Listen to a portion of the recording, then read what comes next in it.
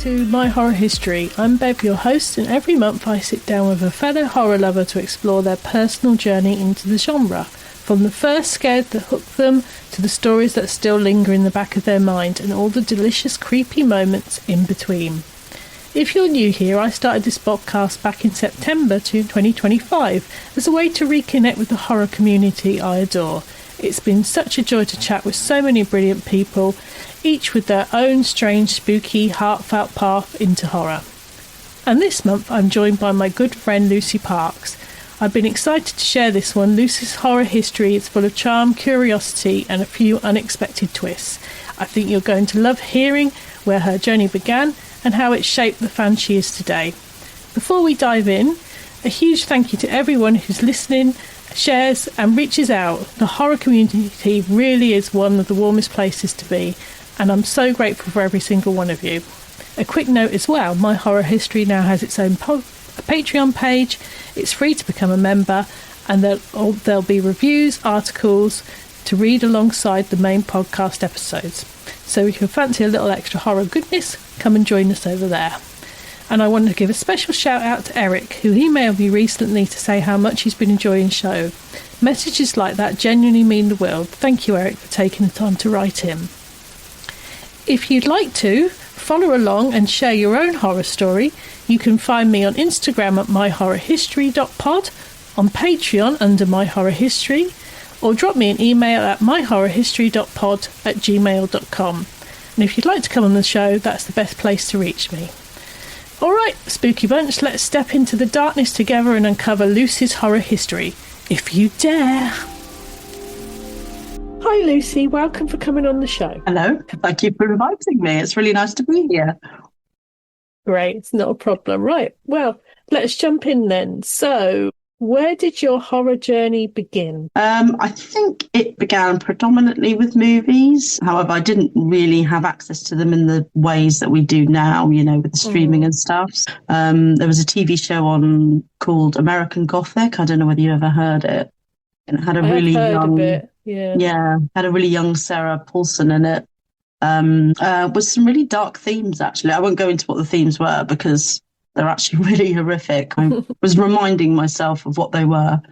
And yeah, aside from that, it was things like, you know, I would read a lot. So when I was really young, it was things like point horror books and anything I could get my hands on by Dean Koontz, which again had some really, when I remember what I was reading, had some really weird and very dark themes that I'm just like, I can't believe I was reading that at like 13. It seems really wrong. And then I think when I was a bit younger, there was this is really random, but a board game called Atmosfear. I don't know whether you've ever heard of that, but I think I seem to remember seeing it around, but I don't think I ever played it. Yeah, it was, and it came with a VHS basically, and you'd stick it in and you'd play this board game with your friends every now and again. So you'd put the tape in at the point you start the game, and every now and again this guy called the gatekeeper would pop up and tell you to do something random in the middle of the game.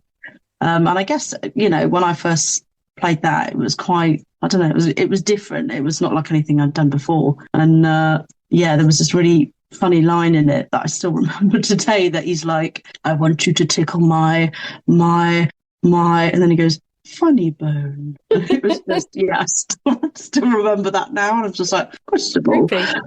And aside from that, I think it was probably less movies and more other things, to be honest. But computer games. So Resident Evil was, I played that quite a lot when that first came out. I can't remember what year it was, but it was early, like PlayStation.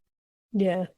And then Silent Hill, absolutely brilliant horror game, and which was also made into a movie along with Resident Evil. I think Resident Evil was quite a big franchise and has had quite a few movies now, but not all of them are that great. But I still enjoy it. So I love the characters. And then The Last of Us, the game, you know, which is more recent.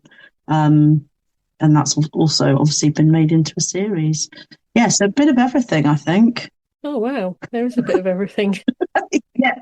And so, did you discover all this on your own, or was there somebody who introduced you to horror? So I don't think my family were ever into horror. I don't really remember them being into it. So I think, yeah, one of the first horror movies I ever watched was with a group of friends, which is usually the best, best time to watch them, I think. And yeah, I think I was quite young actually, at the age of about 9. Oh, right. Yeah, and I just think I can't believe that somebody rented that. Okay, to play at a kid's birthday party, but yeah, it was, and yeah, I really enjoyed it. So yeah, it was with friends. All right, lovely. That's quite a young age. That is quite young, yeah. I think I was 8 when I saw Poltergeist. Yeah, brilliant film. Yeah, just beat you by a year because my dad got it for my sister's 12th birthday party. Yeah, So, what was the first horror film you saw? And was it that one you saw with your friends? yeah, it was. It was a movie called. You've probably never heard of this. Nobody ever has, but it was a movie called Dolly Dearest that was made in 1991. So yeah, I was 9, I think, when it came out. And it was about this demonic entity that gets released from an old mine and ends up traveling to a factory full of dolls. It's very, very similar to Child's Play, to be honest. That's sort of, along those sorts of lines. But this doll has the creepiest face like ever. I'll have to show you some pictures of it, but I have to look it up. It's horrible, but it basically ends up possessing this doll, and then this family move in nearby to this old factory, and the daughter gets to pick out a dolly. And of course she picks out the one that's been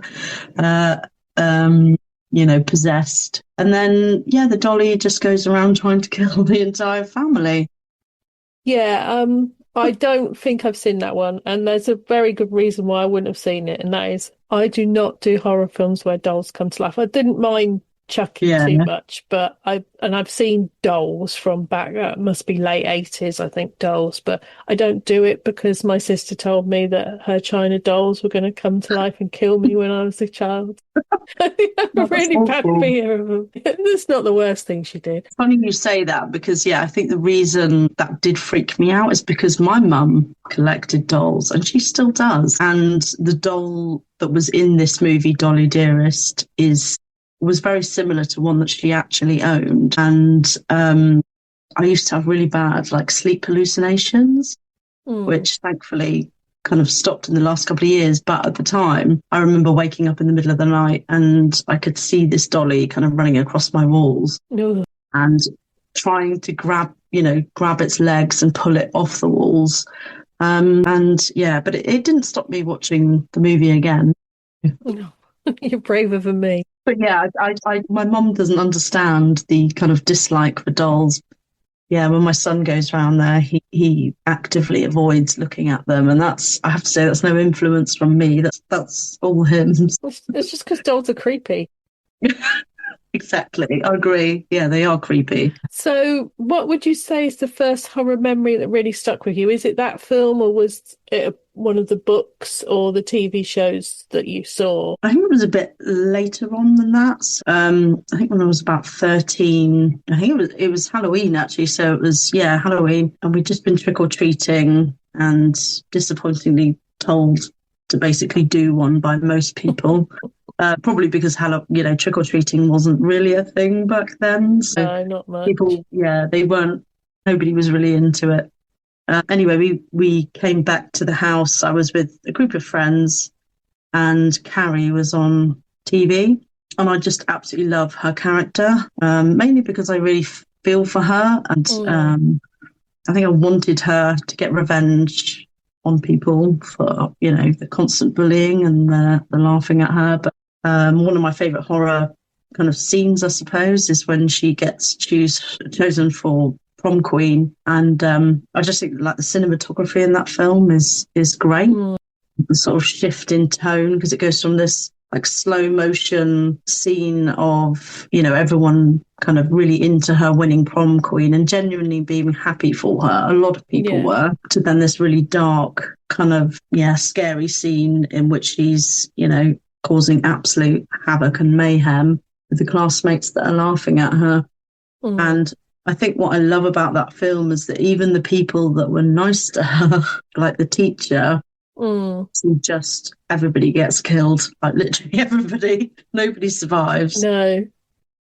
And I just think Sissy Spacek in that film is absolutely fantastic. And I don't think anybody could kind of replicate what she did in that movie. I just think she was so utterly perfect for that character and that movie. Yeah. So, and I think sitting there and watching it with friends, you know, I stand by the fact that kind of watching things with friends, I think, is better than watching on your own in a way, because I struggle to concentrate on stuff when I'm on my own. But if I'm with other people, then I can sit and kind of talk about what's going on, and not in a kind of annoying type of way, but in a look at that and, you know, carry on watching type of way.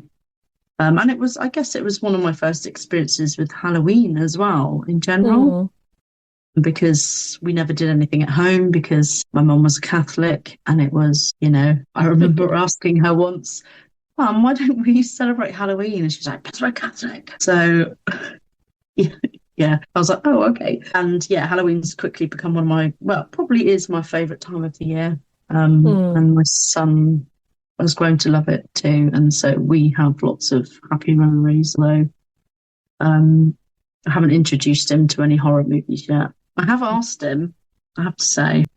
Well, he's still a little bit young, isn't he? He is. He's 7, so maybe a year or so. Yeah, give him a few years. Yeah. He might be good with it. Bless him.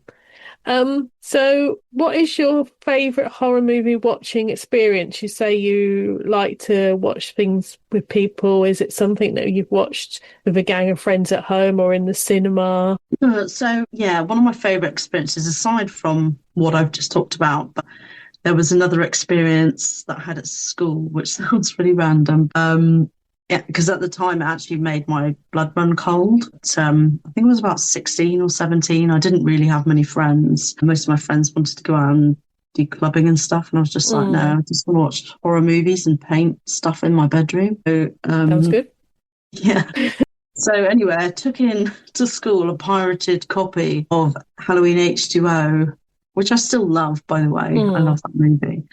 And I don't really know what possessed me to do this, to be honest, because it's quite cheeky. But I took it and made a couple of my friends I must have been in sixth form at the time. I made them watch it in this kind of teacher's cupboard type office. So it was like an office sandwiched between two classrooms. And I remember putting it on. And yeah, it's one of the teachers came in about 10 minutes into starting this movie. And honestly, you know, the colour couldn't have drained from my face any quicker, I don't think, because absolutely shouldn't have been in there because it was her office. She didn't like me anyway. No. That moment alone was like a horror moment for me. So yeah, basically she stood there for about what felt like about 2 minutes, and I was like, what are you doing? Get out.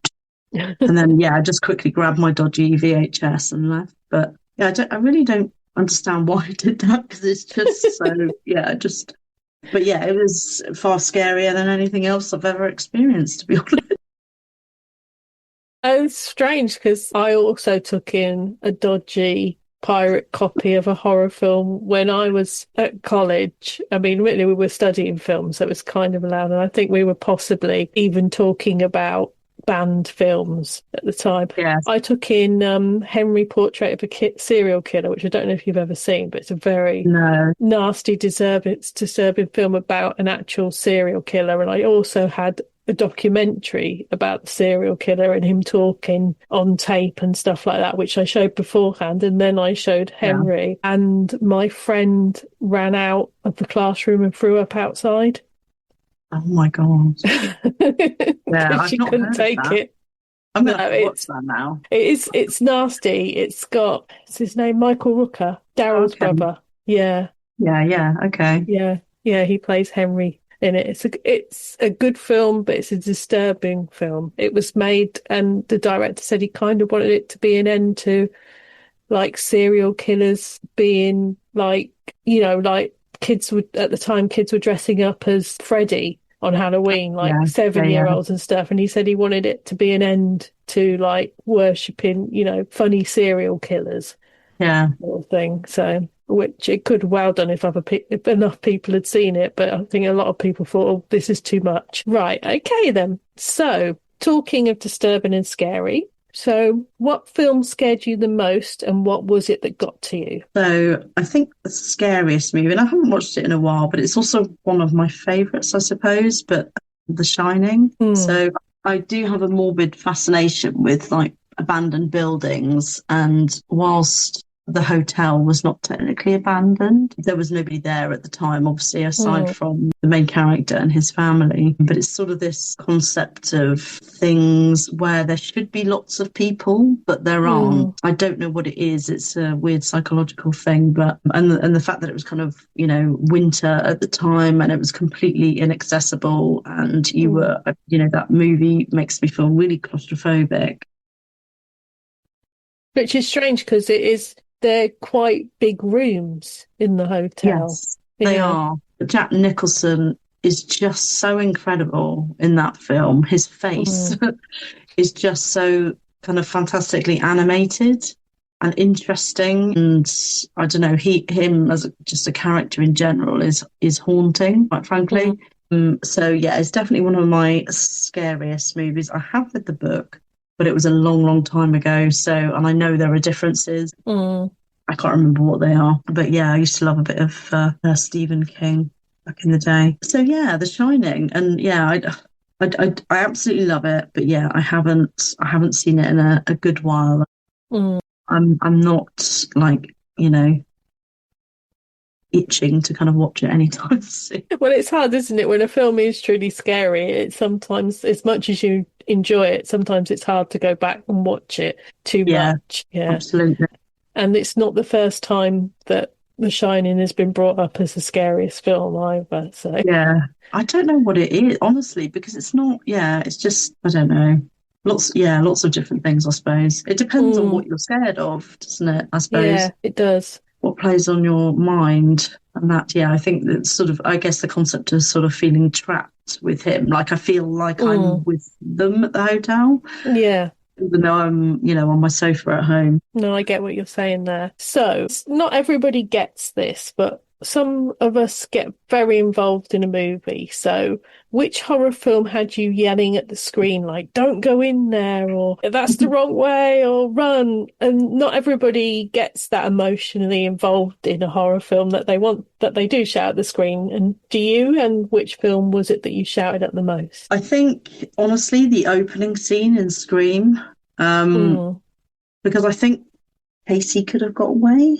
Yeah, I do feel like she could have got away every time. I'm just like, and can I just say, I love that Drew Barrymore was in it, and only for like 5 minutes. Yeah, and they marketed the movie with her and then killed her off immediately. I love that.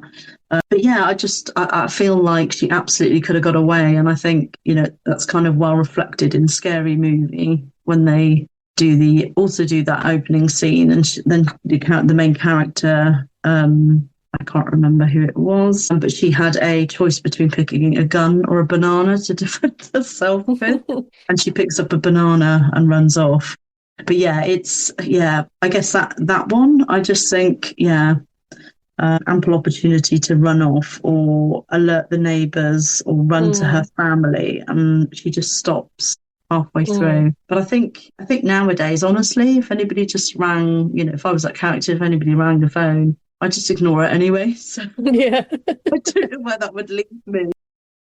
I don't recognise this number, I'm not answering it. Yeah, just wouldn't answer it. And then if somebody said, what's your favourite scary movie, I'd probably just put the phone down. But I guess he keeps calling back, back in the day of sort of landlines and stuff, and people actually answered the phone. Yeah, but if he just kept calling back, I think I would have just phoned the police. Yeah, anything. Yeah, I think you're probably right. She probably could have got away, but it wouldn't have been as much fun. No, exactly. I mean, sometimes I do try to apply logic to things, and I'm just like, no, but the movie wouldn't exist in this way. Don't think of it in that way. Just, think of it for what it is. So yeah, great opening scene anyway.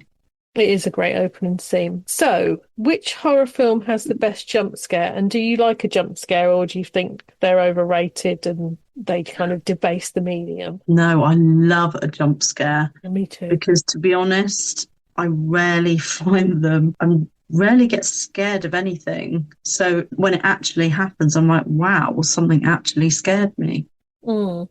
But yeah, I'm going to actually go back to Carrie for this one, because if anyone's seen it, but there's the final scene in that movie where I think it's one of her friends, the one surviving character of that movie. She's having a nightmare, and she's having a nightmare where she visits Carrie's burned down house, basically, because that's what happens at the end, which at the time is, just a pile of rubble, I think, at the end. So she kneels down and tries to pay her respects, and Carrie's bloody hand shoots from the rubble and grabs her arm. And then she starts screaming, and she's woken up, and she's just rocking back and forward as she wakes up from this nightmare. But although she's a survivor, she's completely trapped in her mind and absolutely psychotic with what's happened, basically. And the movie just ends with her screaming. And I just think, what a great ending. It is a great ending. I remember the first time I saw that, because I have a feeling that Poltergeist was the first horror I saw, but I think it was kind of closely followed by a double bill of Carrie and Piranha. Oh, yeah. I think they're on BBC on a Saturday night or something. And for some reason, I decided to be brave and stay up and watch them with my mum, my dad and my sister. And that end scene of Carrie, I literally jumped out of my seat. Yeah. I flew up about a foot up into the air. I would have only been about 9 or 10. And I didn't watch many horror films back then. Yeah, it's genuinely a great movie. It is a very good movie. And Mike Flanagan's doing the series at the moment. Oh, really? Yeah, so that could be interesting. Right then. So, what horror film was a complete surprise, and was it in a good or bad way? So I think a good way. So I guess my choice for this is based around how the movie was shot and then marketed at the time. It was kind of a new concept. So the whole package, I guess, was a surprise. But I don't know if you can guess what I'm talking about. Yeah, I think I might know. The Blair Witch Project. So it came out in 1999, I think, and I was 17 at the time, and I went to see it at the cinema. Most people know that it was sold as like a found footage movie, with the implication that these 3 young adults were missing in real life. And it was made with a really small budget, I think, but it made a lot of money at the time. And I read that the stars of the film had to sign a disclaimer to allow producers to, in quote, mess with their head. So there were scenes that were actually completely unscripted, like the scenes where the characters' tents were being shaken and stuff. Obviously the actors didn't know that was going to happen. So, you can kind of imagine that some of the reactions based on that were probably quite real, to be honest. And honestly, it's another movie with a great ending. Oh, that ending is just like, I just took my breath away. I was like, oh shit, that's not good. You know what I love? I love hopeless endings. It's just like Carrie, like everybody, is, I don't know why that makes me sound a bit psychotic, but I don't always want a happy ending with a horror movie. Well, sometimes it just doesn't fit, I mean, Texas Chainsaw Massacre, she gets away, but she's fucking off her rocker by the time she leaves. Stunning film. Brilliant film. Right. So, on the other end of the spectrum, which horror film will you never watch again, and why? To be honest, a fair few that I've watched over the last 5 to 10 years. I don't know. I really struggle with kind of modern horror films, and I think that's because a lot of them with social media, probably since like the kind of, I don't know, Blair Witch days, a lot of them seem really overhyped. So definitely. I've seen a good few. I think I saw talk Is It Talk to Me? Mm. Fairly recently, and I was really looking forward to that one, and I was just disappointed. And I don't think necessarily that it's the movies that I'm disappointed with, but it's the expectation I've built up in my head because of what other people are saying about it. So Yeah. I am trying this thing where I'm, no matter what people say about it, I'm trying to kind of stay, neutral and kind of default and think, well, you haven't seen it yet, so you never know. Mm. And I guess also not strictly answering the question, but I'm not a fan of remakes. So where the original, I think, is already a masterpiece. So things like Carrie, Texas Chainsaw Massacre, which we just talked about. Yeah. It's not a case of I would never watch them again. I just wouldn't watch them to begin with, because I just think there's no way you could do it better. So there's no point. Yeah, I Does get that sound exactly what you're reasonable? saying. Yeah. Yes. That's why I've never watched Rob Zombie's Halloween. New Halloweens, Yeah. the last three, well, I went to the cinema to see all three of them. We won't talk about number 2 and number 3, but the first one. But it was great because that wasn't a remake, that was a continuation. But Rob Yeah. Zombie's is a remake, and I'm like, Halloween is absolute perfection in my eyes. I have no interest in seeing somebody tell me why Michael's killing people. I don't want to know why Yeah. Michael's killing people. That's what's scary about Michael. Yes, exactly. Exactly. Well, it's leaving that, leaving things to the imagination, isn't it? And I think that's part of the scary, really, isn't it? Also, I think some things are of their time and how they're made, how they're lit, who they've got in them, even to like the film stock that they're shot on. So if you're Yeah. making something now and it's digital, it's not going to even have that feel of what something back in the 70s and 80s or 60s and 50s has got. I mean, sometimes it can work because you have a B movie like The Fly, and then you get Cronenberg to make The Fly. Well, yeah, but most of the time it is a waste of time for sure. Yeah, that's one I'd forgotten about. The Fly. I used to love the Jeff Goldblum Fly. I don't know when that was made. I can't remember. It's not one It's I. about 87, 88, I think. Is it? The Fly. Yeah. It's odd, isn't it? When I think about like how young I must have been watching half of these films. But I guess back then it was, if it was on TV, you'd record it, and then that's the only movie you had to watch for the next 6 months until the next one came. So that's probably why I watched them so many times. Like Hellraiser is another one. I haven't watched that probably, in a long, long time, and I don't really remember the storyline, but I remember watching it a lot.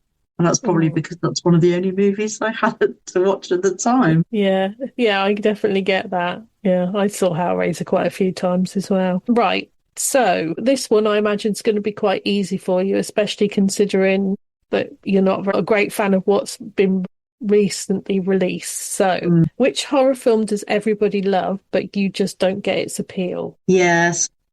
For this one, I've chosen Hereditary. I think I loved it up until a certain point, and then the last half an hour of it, I was like, what's this? What's going on? And the best thing, I guess, about that movie for me is Toni Collette. So I will watch anything with Toni Collette because I think she's absolutely brilliant. The best thing about that movie for me is that speech she does about, to her son, about all I get is that face on your face.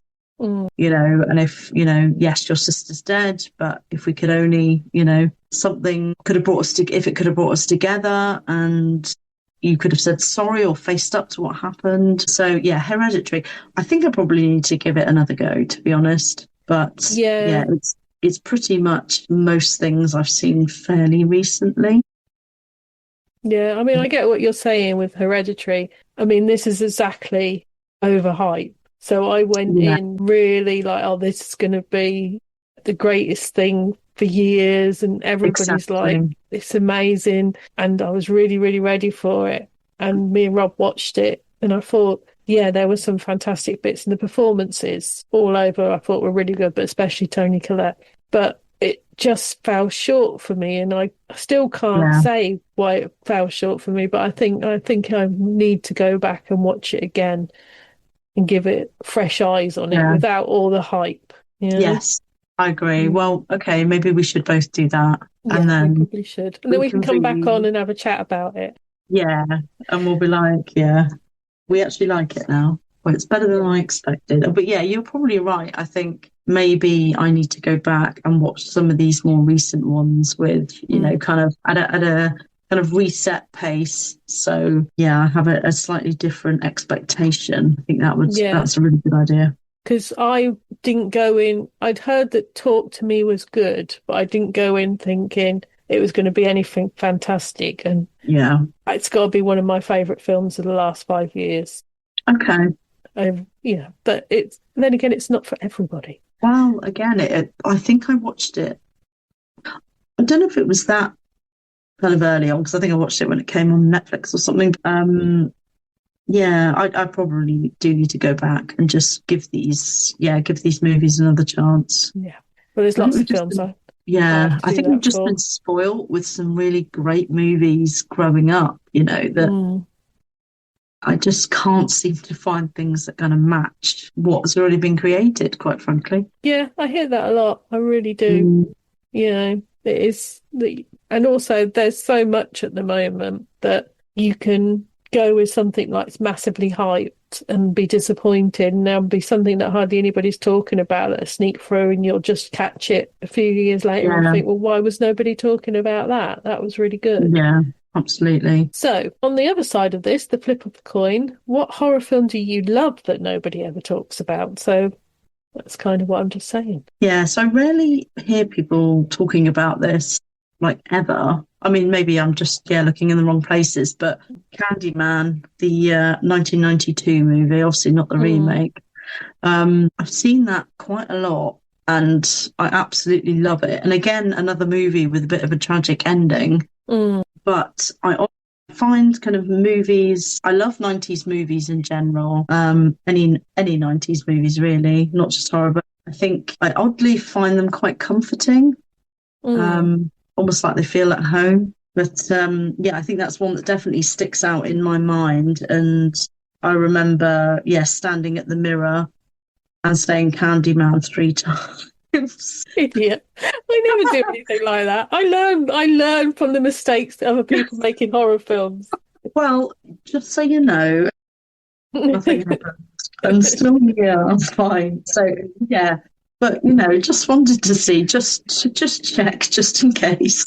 Yeah, I mean that is a good film. People are kind of giving it credit now, but I think it gets lost in the fact that a lot of people think the 90s were a really poor time for horror, and I think it just really, and apart from like Scream, and I think it gets swept up in that. So yeah, that's true. Actually, when I think about it, I think most of the best horrors are probably 70s and 80s, and then when I think back to 90s, I think I mean that's definitely up there for me. But it's, again, probably one of those movies that I caught on TV and then just repeatedly watched because that's all I had. But I love it. Brilliant film. It is a very good film. So, do you enjoy a comedy horror? What was the funniest horror film you've ever watched? And was it an intentionally funny horror film, or was it just so bad it made you laugh? I think this is probably more of a franchise thing, but I do really love the Final Destination series. Mainly because the deaths are just so ridiculous and the characters are all so annoying that I'm kind of willing to see them all. That's awful. No, they are. And I don't know why. This, again, is going to sound a bit odd, but I find them quite comforting. Like if I'm doing work or something, I could have that on in the background and feel quite safe. But I think I think the first one probably less funny because of the plane thing. And I did have a little bit of a fear of planes after that. But some of the deaths are absolutely hilarious. And some of the characters are so annoying that I'm like, okay, I'm just waiting for their turn next, And another one, not strictly horror, but it's, I guess, horror comedy. But I love the first Scary Movie. I do find that quite funny. It's been a long time since I saw that. Yeah, I went to the cinema to see that, I think, when it first came out. And it was, Yeah, definitely some funny bits and definitely some bits where I was thinking, So, you said you watched horror on telly. So, what's your favourite horror-themed TV show? this is really difficult to answer in the sense that I have a few. So I don't That's think I okay. have You one can have a favourite. few. That's all right. You can have a So few. yeah, I think kind of growing up, the first TV program I was introduced to, and I think it was a TV show and not a movie, was actually It with Tim Curry. Hmm. And I think that was in 3 parts back in 1990 or 1991. It was that far back, but I Something like think I that. saw it a few years later than that. So that was definitely one of my favourites. Obvious one, The Walking Dead. Hmm. Absolutely phenomenal.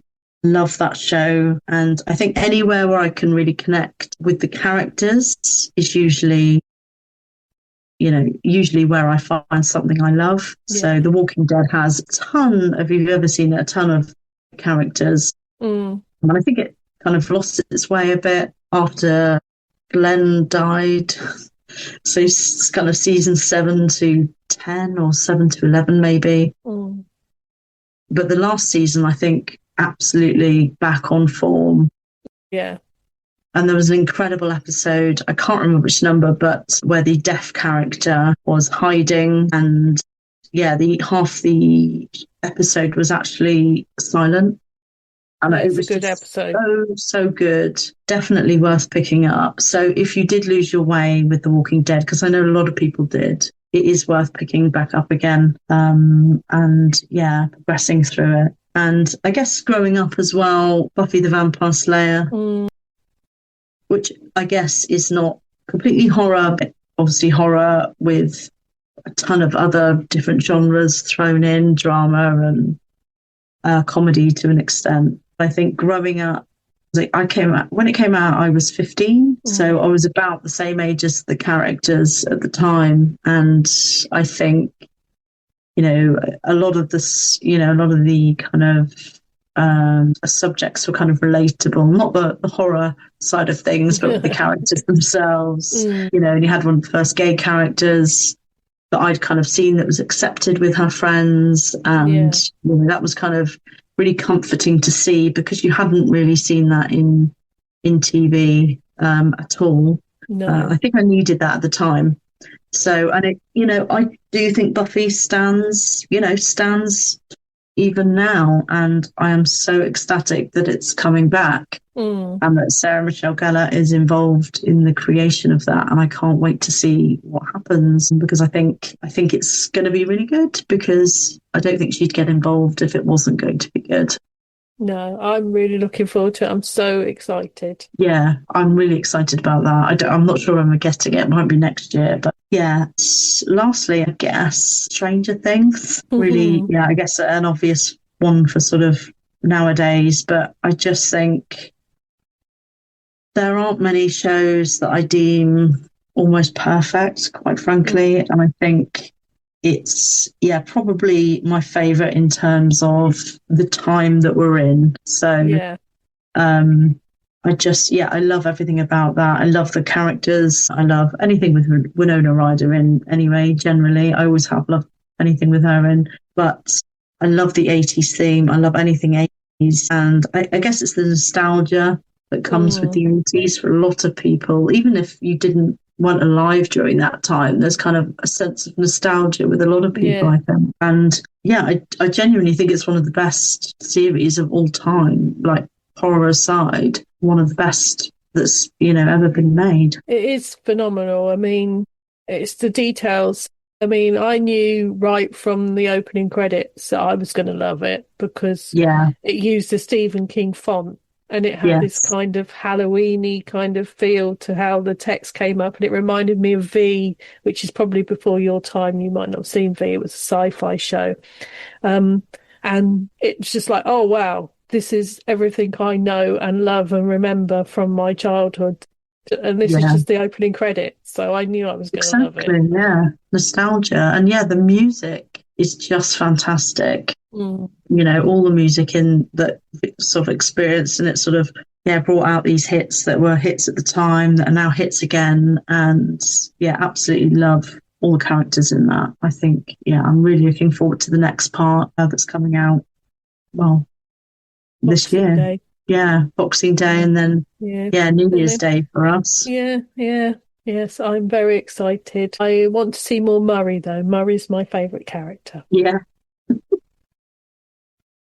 I don't think I have a favourite character, but I do love the mums in that film, in that series, because Joyce in the first series was obviously, absolutely insistent on kind of finding her son, absolutely. And I guess it felt like everybody else around her was irritated by the fact that she was going back to this place that she worked to try and get, I need a new phone because my other one exploded. I need my wages now because I need to buy some Christmas lights. I put them on my wall. Yeah. Mums are fearless in that programme. They are. And you'll learn that in the latest series that they really are. Go the mums. Yes. Okay then. So who is your favourite all-time villain in horror films? I love Pennywise the Clown, but particularly Tim Curry's Pennywise the Clown, because I just think he's brilliant. And I think, that series when it came out, or the movie, I think it was a series at the time. It was absolutely fantastic, and I still think his performance stands up today. I think he was. I haven't ever seen the original version of it. Haven't It's you? been on my list for quite a while. I do need to watch it, but I have a feeling I'm not very good with clowns. I've seen the films, and he is a particularly creepy looking clown. Yes. Yeah, absolutely. Yeah, and I'm glad I didn't watch it back in the day, because of a character sharing the same name as me, I probably would have got really freaked out. Oh, yeah, of course. Yeah. I still find that freaky, to be honest. Yeah, it's quite a freaky story. I hear the book's slightly different from what I was told back in the day. I think one of the reasons I didn't watch it is because how they defeat it in the book is different to how they defeat it on the TV series in the film. And my then boyfriend said, well, it's shit because they changed the ending, so you don't need to see it, kind of thing. Yeah, I think the ending, from what I remember, it's been a while, but the ending's a little bit odd, and it turns out he's an alien. And I'm pretty sure I've read the book, but again, I can't remember, I'm quite old now, so I can't remember. I haven't read it for a long, long time. Yeah, I'm going to watch Welcome to Derry as well. Yes, I'm absolutely invested in watching that. Brilliant. Really want to see that. Okay, then. So this one is a passion of mine, because I think that, especially over the last decade or so, but throughout the history of horror, females have had the best roles. So I was wondering if you could tell me, who is your favourite fearless female? So I completely agree with what you've just said. I think there's definitely been some fantastic roles for females. I think Sidney Prescott, to be honest, is probably my more, I say modern, but Scream is getting on now. Or is it 30 years old next year? Yeah. So it's not really that modern anymore. But yeah, I think Sidney Prescott, because she's still alive and kicking. I mean, come on. She's in Scream 7, which is out next year. Yeah, and I just love, I love the way that she's been able to, defeat Ghostface technically every single time. And to be honest, with characters, I find a lot of characters nowadays in many movies, like I said earlier with Final Destination, I don't kind of care enough about them to want them to survive. But I find in Scream there are some cool characters that, especially Sidney Prescott, that I wouldn't want to see die. And Gail Weathers, to be honest. Yeah. She's absolutely fearless. Yeah, that's true. So yeah, I'm super, super glad that she is still alive and has, despite all the odds, is still going. And I love that in the new movie, she's called her daughter Tatum after her best friend in the first movie. Long may she reign. Indeed. Right. This one is kind of Scream related because it all comes from my love of Randy in Scream. Which horror side character stole the show for you and why? So funny you should mention Randy because my answer was exactly the same. I don't think there's a particular moment. I just think, I just love everything about his character. And I'm so disappointed that he's not in it anymore because despite the fact he's a side, considered a side character, I kind of don't consider him a side character. No, I guess I am cheating, really. Yeah. So, well, I guess technically he probably is. But I guess because of the way I feel about him as a character, I would much rather he was still alive and still in the next movies. But he died in Scream 3, didn't he? Was it Scream 3? Scream. It was 2? Yeah, when they were in college. Yeah. Yeah, that's right, in the van. Yeah, he died really early on then. He made quite an impression on you then. Yeah, definitely. Only because he's a film geek, a horror film geek. So he's me.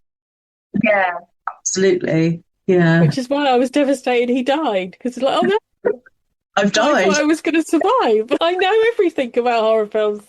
Why am I dead? Yeah. No, yeah. I think if I could bring a character back from the dead, it would probably be one that I would bring back, to be honest. Yeah, definitely.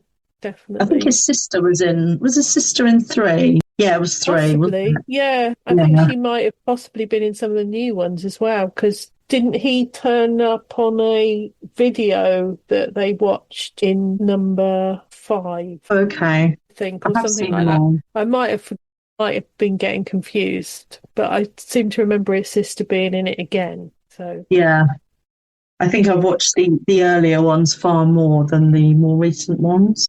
Yeah, I've got all the earlier ones, but I haven't got the recent ones. So I need to complete my collection.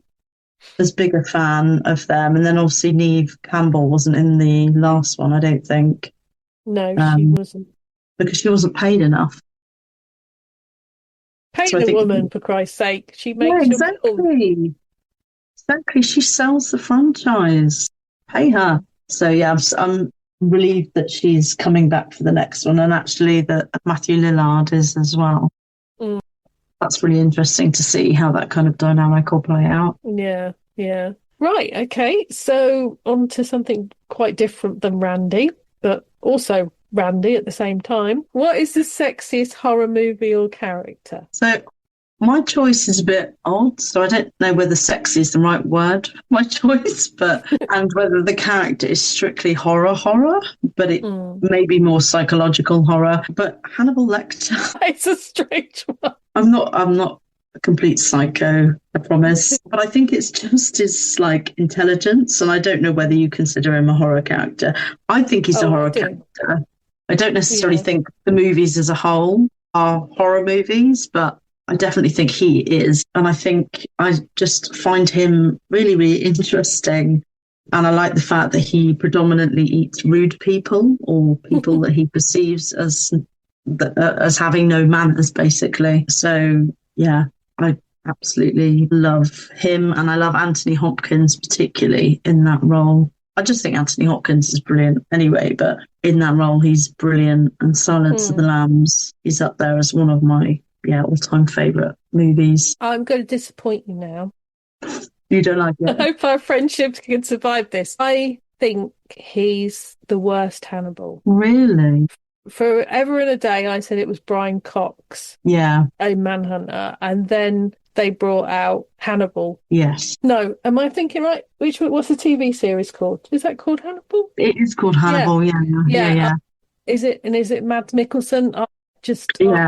Brilliant. See, I've not seen it. So have you not? Oh, you should. No. You should definitely watch it. That series is so good. So good. See, I think I've not watched it based on my love for Anthony Hopkins. I love you too much. I won't watch the new series with somebody else. Okay, another one I need to give a go then. Yeah, but Hannibal Lecter as a whole, I think, is a great character. I can see it with Matt Mikkelsen. Yeah. I can see it in that for sure. Why is it that women like complete psychos are attracted to complete psychos? Hmm. Yeah, well, I fully expected when I did that for it mainly to be vampires. Yeah, yeah, that's true. I do like a vampire. Yeah, they have come up a few times. I do like Spike actually in Buffy, I have to say. Yeah, I prefer Spike to Angel, Yeah, it's funny because but when I was younger and I used to watch it, I loved Angel. But now as I'm older, I'm like, no, Angel's got a lot of things wrong with him. Spike is definitely, yeah, definitely the one. well, for me, it's Xander all the way, despite all the problems Oh, he's got now. But I've always loved Xander. The guy's just he's my kind of guy. He's got I some think, like Bruce Campbell yeah, to him. I think when I was sort of 15, 16, and watching it, I definitely liked him and I couldn't understand why Buffy didn't. But then Angel came along and I was like, Angel's definitely the one. But yeah, now as I'm older and I've watched Buffy recently, again, I'm just like, oh no, there's all kind of red flags.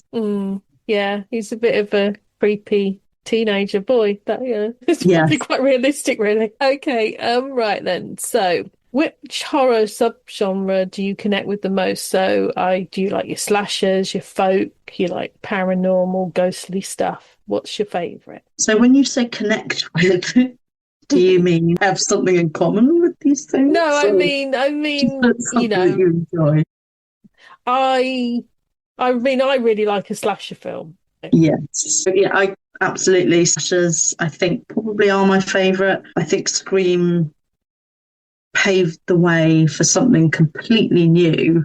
When did that come out? 96. So I was 14 at the time when that came out. And yeah, I fell in love with that movie. And I think, yeah, it paved the way for all the other things that kind of followed. So I Know What You Did Last Summer and everything else that came after that. So I think it really opened up. I can't think of anything kind of before that was done in the same way.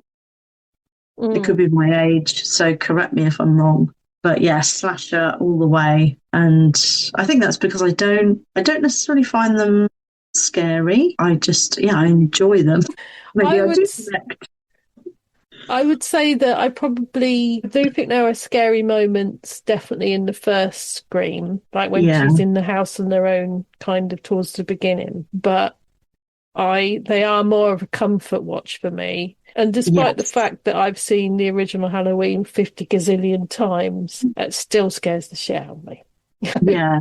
Well, I think with Halloween, it's just the mask, isn't it? Like the deadpan and like you said earlier, the kind of absolutely no reason for him to be doing what he's doing, and it's never explained. Yeah. So I guess that is kind of different. But yeah, I do like Scream's. Yeah, Scream's kind of like a whodunit as well. So, yeah, absolutely. I guess what I like about that is that you don't know who's done it, do you? You never really guess. I don't know of anybody that's really ever figured it out before it's been revealed. Even though when it is revealed, you think, oh, yeah, where the fuck didn't I figure that out? Yeah. And then you watch it back and you're like, I know who you are. And the last one, I completely figured it out. Yes. Oh, did you? I have seen it, but I can't even remember who the last one was. Was it the cousin? Like 3 of them. It was the cop and friends and this lad. It's just anybody's getting involved nowadays. Anybody who's having a dig at Sidney. I think they might have been related to the original case some way, or the second round or the third round. I don't know. But, right. Yeah, I have watched all of the Screams. When they killed off Dewey, I was like, he should not have died. A bit like Randy, but Dewey was definitely a main character. I just think he should still be alive. He should still be alive, 100%. I love David Arquette. Yeah. Okay, so what is the most beautifully shot horror film? Again, I think I have a few, but Jaws is definitely up there. Jaws. Yeah, we all know it, but that really famous shot where the main character's on the beach and then they do that kind of zoom in shot to his face because he realizes that there's a shark in the water. Jaws is definitely up there as excellent movie. I absolutely love it. But also The Birds. I absolutely loved The Birds growing up. Again, another one I haven't seen in quite a while, but it genuinely made me fearful of birds for a while. And Psycho as well, another brilliantly shot movie. What do you when I think about Psycho, I think it feels like it's one of those movies where it feels like not really much happens and then all is revealed at the very end. And yeah, I think it's a brilliant movie. But I think Jaws probably takes the clinch there on that one. Well, as I've said before, and I actually said it just a couple of days ago at work, although it's not my favourite film of all time, I think Jaws is the greatest film ever made. Yeah. I went to see it at the cinema this year, and seeing it on the big screen for the first time, I saw more in that film than I'd ever seen before, and I've seen it a lot. So yeah, I think it makes a difference, doesn't it, seeing things on the big screen? And I think that's probably where I've fallen short with some of the more recent movies that have come out, because a lot of them I haven't seen on the big screen, and I do think that makes a huge difference. And yeah, Jaws is one I would love to see on the big screen again. Absolutely excellent movie. It is, and it's not just sometimes about watching it on the big screen, it's about watching it in a group of people, like you said, when you bring friends. I always tend to go to the cinema on my own because Rob doesn't particularly like going to the cinema, and he certainly doesn't want to go and watch horror films at the cinema. But being in a crowd of people, like seeing The Toxic Avenger this summer, well, it was a blast. Even though I think it was only me and one other guy who actually got what we were watching. Everybody else was like, "What the fuck?" But it was just a lot of fun, a hell of a lot of fun. I suppose you're kind of reacting, and your emotions are probably heightened by the emotions of the people around you. So that's probably why I need to go to the cinema and watch a horror movie, to actually go and enjoy one. But I love that in Jaws, I think it's because I had them all on DVD. I don't know if I've got them anymore, but I think I've watched 1 to 4. I don't think there's a 5, but 1 to 4, I'm pretty sure Jaws ends up eating the entire family by the end of it. And I just thought that was, quite funny, really, that they tried to evade these sharks their entire life, and each of the characters gets picked off one by one in those 4 movies. Right. Okay. So this is a strange question. So not everybody really gets to grips with it. If you could live inside one horror film forever, which would it be? And would you play a pivotal role, or would you just be a background character? So I think people are going to think that I'm a bit weird with this one, but I picked Saw. It's a strange one. And can you imagine which character I chose? Jigsaw. You just want to torture people. Yes. You just want to torture people, basically. I guess it's that kind of, having that kind of control of, picking off people that have done something wrong or don't appreciate life, which is what his whole thing is, isn't it? So, yeah, if I had to pick one, and let's just say I don't want to pick one. I don't want to be Jigsaw. But if I had to, that's probably the one I would pick. And that's, I guess, because there's some sort of mild justification for what he's doing, whereas a lot of the other horror films, there's no justification. So I guess I feel like that gets me off the hook a little bit. Yeah, it does a bit. I think everybody else has been in the victim role, but I don't want to be a victim. I guess a victim that gets away. Yeah. But I don't want to be terrorised for life. Yeah, I know, that is true. I think Paul, who came on the show back in this month, we're recording this in December, he picked probably the perfect one. He picked the menu. Yes, yeah. So if he's going to die, he's going to die having a nice meal. Yeah, that's a good shout. Yeah, right then, okay. So, what was the last horror film you watched, and did it work for you? So, admittedly, I haven't watched many horror films very recently, mainly because there's been nothing that's sort of taken my fancy that's, I guess, kind of new anyway. But I did watch Longlegs. I have to say, I was disappointed. I guess it's that hype thing again. And I think I was expecting it to be far greater than it was. And I don't know what it is with movies where they've got a kind of a character that's had some sort of prosthetic makeover, where it feels like the movie is hyped up, maybe because partly due to that, like because they're completely, you can't see who it is. Also, it was Nicolas Cage. But yeah, I found it a bit boring, I have to say. And I did go to the cinema to see that one. So that was one that I saw at the cinema. But I think I saw it in the day. I don't know whether that's a different experience, and the cinema wasn't very full. But again, yeah, just another movie that I was expecting to be better than it was. And I just found it just didn't hit the mark with me. And I was disappointed. I agree with you 100%.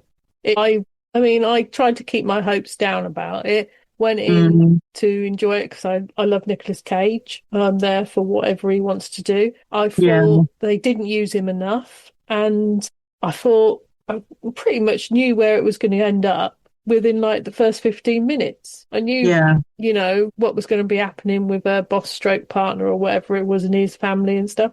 I knew what was coming. And I was like you, I was a bit bored. And so I thought, oh, this is a bit disappointing. And then I watched his next movie, The Monkey, and that's brilliant. That's an absolute blast. It's so much fun. It's completely stupid. One? No, it's not like overly long or anything, but it's a full-length movie. Okay, I must be thinking of something else. Pretty much about a cursed monkey that when he starts playing his cymbals, shit happens. Shit goes down and shit's great. Those monkeys are scary, though. They are quite creepy. But even Rob liked that one. Maybe that's one I need to watch then, because actually that does sound a bit scary. It's creepy, but it's so much fun. It's points that just laugh out hilarious in it. So we got to the end and Rob said they should make more horror films like that one. More of them. Yeah. That's probably because he doesn't find anything scary. So if it's a fun horror film, he enjoys it more. Yeah. Okay, so who is your favourite horror director? So who is the one you would keep an eye on? Do you have one, or do you just go with the flow and see whatever comes out there? So I guess a sort of combination of the two, really. So yes, I absolutely go with the flow. And, you know, if I think something takes my fancy, I'll go and see it. But I think the guy's dead now, but Alfred Hitchcock, I guess if anybody said to me, have you seen this, or I've seen this, and it just so happened to be directed by Alfred Hitchcock, and I hadn't seen it, I probably would give it a go, because I think this stuff's been absolutely fantastic. I have to say, again, with the kind of modern horrors, I'm not that, I guess, knowledgeable about, you know, more modern day films and who's directed them. So yeah, again, I would just go with the flow, and generally, if it's really hyped up, I probably would go and see it and then end up being disappointed. But yeah, anything by Alfred Hitchcock is a win for me. I've not seen everything of his either, but the films that I have seen, I just think have been brilliant. Yeah. Rear Window's my favourite. Yeah, that's a great movie. Yeah. I think, obviously The Birds is probably my favourite out of the ones that I have seen. I just think, it feels kind of unique in its own right. I don't think anything's really touched it since, you know? And birds are creepy. I should know. I live by the seaside. Yes, exactly. Seagulls are evil. Yeah, they try and steal your chips. Or they don't try, they do. Yeah, they just do. They just take what they like. Yeah, I had my ice cream in Peyton one day. Happily walking along the beach, swooped down, ice cream gone. I went out with my son recently, and he had a lunchbox, and that was open. And a seagull first he tried to steal the entire lunchbox, which was quite funny. But I did manage to stop it, and it just stole the penguin instead. And flew off with this wrapped biscuit. He'll get into it. Obviously, my son was devastated and crying his eyes out, but it was equally absolutely hilarious because this seagull flew off with the penguin biscuit, and I remember saying to my son, "Do you think he's read the joke yet?" He didn't find that very funny. They still have jokes on penguin bars. They do, yeah. They do, yeah. That's good. They don't on lolly sticks there anymore. Oh, why not? I know. How boring.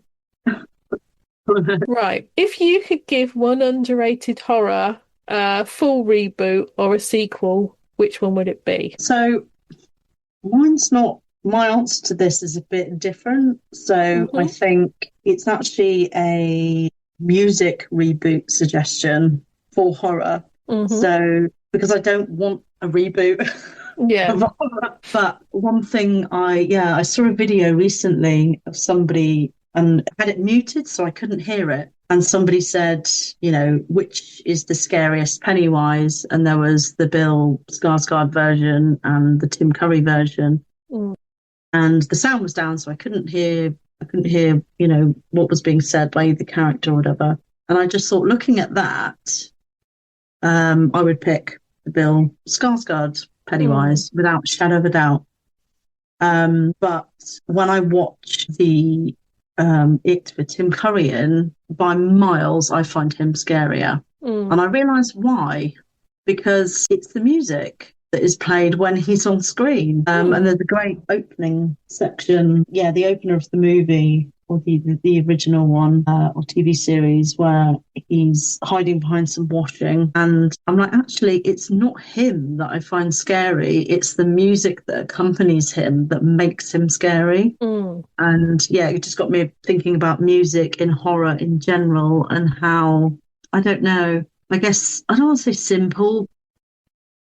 I don't know if that's the right word, but it felt, I wonder whether the reason movies that are made in the 70s, 80s feel better or scarier than the movies we see now is because of that kind of stripped back, creepy music. I mean, when you watch it, you'll see what I mean.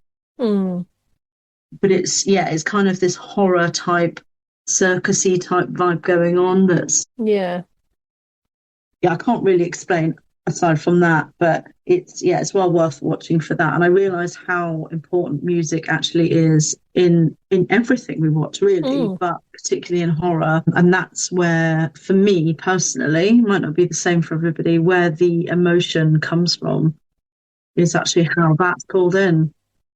I agree with you. I mean, I think a soundtrack can add so much more to a film. Yeah. I mean, look at Halloween. That's a very simple soundtrack, but... Well, and Jaws.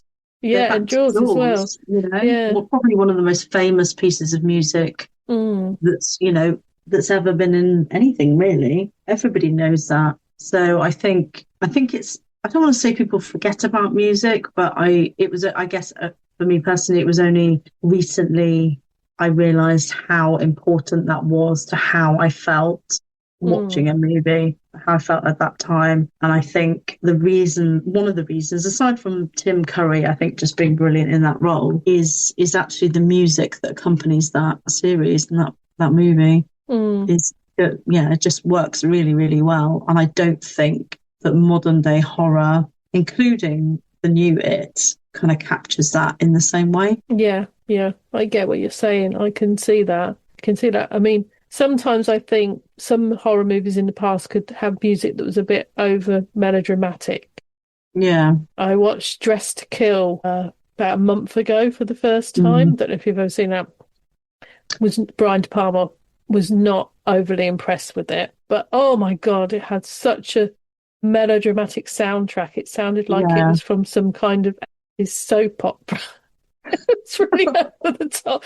And that's a case of, like you say, that just shows how important soundtrack is, because it really took me out of the film, because I was thinking, oh, this just doesn't feel right, Well, exactly. I think we forget kind of how important that element is, because if you took any scene in any horror movie and replaced the sound with something really silly, and I see a lot of videos on TikTok and stuff, and I'm like, this is only scary because of the piece of music that's been laid on the top of this right now. If it was something else, it wouldn't be scary at all. So it just goes to, I guess I'm just showing appreciation for music in horror and in general, really, of how important it is to how you feel. Yeah, definitely. Okay, so is there a horror classic that you've never seen and you feel guilty that you've never got around to watching? Alien, actually. And I've never seen it. And I suppose it comes from I really love Sigourney Weaver, by the way. Mm, So, and I usually have to love kind of who's in it to want to watch mm, it. So I guess I'm not protesting. I'm not one of these people who are like, oh, I'm refusing to watch it because of X, Y, and Z or anything like mm. that. I've just never seen it. I've never got round to it. And I think it's probably the sci-fi element that does it for me. I'm not a huge sci-fi fan, aside from Red Dwarf. Mm. But apart from that, yeah, it's never really appealed to me. So, and I don't particularly feel guilty about skipping it. But I guess if it was on TV or something and I was flicking through the channels, I would give it the time of day. And you're going to tell me it's worth watching now. I'm going to tell you it's very worth watching. I would say it's in my top 5 horror films of all time. It's probably in my top 10 films of all time. It's beautiful. It's just Okay. gorgeous to look at. But then before I came to horror, I love sci-fi. Yeah. So like Okay. I'm a big Star Trek, Star Warsy geek. Used to watch Yeah. like 50s sci-fi films with my dad on the Sunday morning. So it does have that in there for me. But I think Ridley Scott referred to it as a haunted house in space Okay. because you've got Interesting. this creepy thing hiding in the shadows that you Yeah. don't properly see, sort of thing. Yeah. Or maybe I need to watch it then. Mm. I've added a lot of things to my list to watch after our Yeah. conversation. Yeah, maybe I need to watch that. Is it one of those movies that you kind of, because I find nostalgia plays a part in some older films that I haven't seen. No. Is it that that plays a part and you like it because it was out at a certain time and you were a certain age when you watched it? Would I appreciate it in the same way that you do? I don't know if you'd appreciate it in the same way that I do, but I don't think it's nostalgia because it's just a classic. It's just so gorgeously made. The set design is phenomenal. Yeah. The creature design is phenomenal. The cast is phenomenal. It's just really good. I mean, some people might say nowadays that it's a bit slow at the beginning, but it's building an atmosphere. It's getting to know that crew. So you Yeah. care about them. So you will watch them sit around and have dinner and chat and stuff, Yeah. Yeah. which is stuff you don't really get nowadays in horror films or even in films a lot of the time, so. Yeah, that's true. And that may be one of the reasons why I don't kind of connect with movies Mm. nowadays. So maybe that is one that I also need to watch. Also, the new TV series is really good as well. Oh, okay. Right, okay then. So let's get to the big question. What are your top 5 favourite horror films of all time? And I know this is difficult for everybody. Yeah, this was difficult because there are, like loads. And I really struggle to answer questions where, people are like, what's your favourite movie of all time? Because I'm like, well, I kind of got one in every genre. Which one do you want? Yeah. So what do you want to hear? Do you want to hear number 5 first?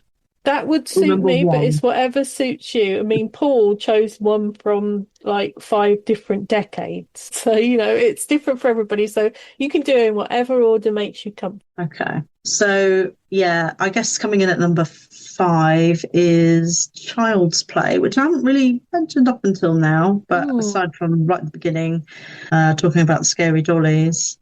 But I do love that original movie. There's a scene in it which I still love, and that's where the mum realizes that the doll hasn't had batteries in the entire time that they've owned it. So she's so that's a great horror moment for me, I suppose. Coming in at number 4 is probably it, and that's I guess the whole franchise as a general rule. Yeah, I do find clowns quite scary. Clowns and dollies. So yeah, that comes in at number 4, particularly the earlier one. But I am absolutely keen on watching the new stuff as well. Because I think it's kind of, I can appreciate it for how it is now. It's completely different in the best way.